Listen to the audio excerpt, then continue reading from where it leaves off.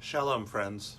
Serious business in this week's Torah portion, Hukkat, which is in the book of Numbers. Moses and the children of Israel are now making their way out of Kadesh Barnea and starting to move towards the land of Israel. And they get to the border of the kingdom of Edom and Moab, two kingdoms whose names have become synonymous in the Bible with unjustified evil. And there's an interesting exchange that's relevant today. He sends a letter to the king of Edom saying, your brother Israel needs to walk through your kingdom to get to our own home. And to do that, we promise not to take any water, not to take any property, not to damage anything. Please give us permission.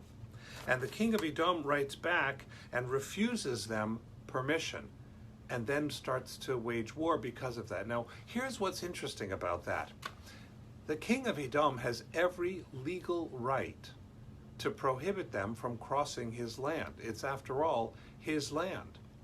So he's not breaking the law when he says they can't go through. And yet, he's showing a lack of humanity so deep that it brands him as one of the ultimate symbols of the Bible of self-centered evil. The willingness to inflict that level of pain and suffering on an innocent person, even within your legal rights, for the Bible counts as no justification whatsoever.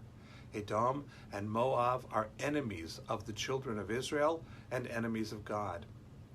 What they could have done, they could have extended themselves. They could have been gracious. They could have been generous. They could have worked towards a solution that elevated everyone's humanity. But no, they insisted on the letter of the law, on their legal rights, rather than anything broad or larger. So, my friends, the challenge today as well, in hell they follow the rules strictly, and they don't worry about what the rules are tracking. Rules are valuable, laws are important if they contribute to human thriving, to human dignity, to justice, and to growth. But when those laws no longer serve such a lofty purpose, when indeed all they do is protect the powerful and special interests, if they break apart people's humanity, people's families, then in fact it is not a biblical virtue to follow those laws. It's a sin.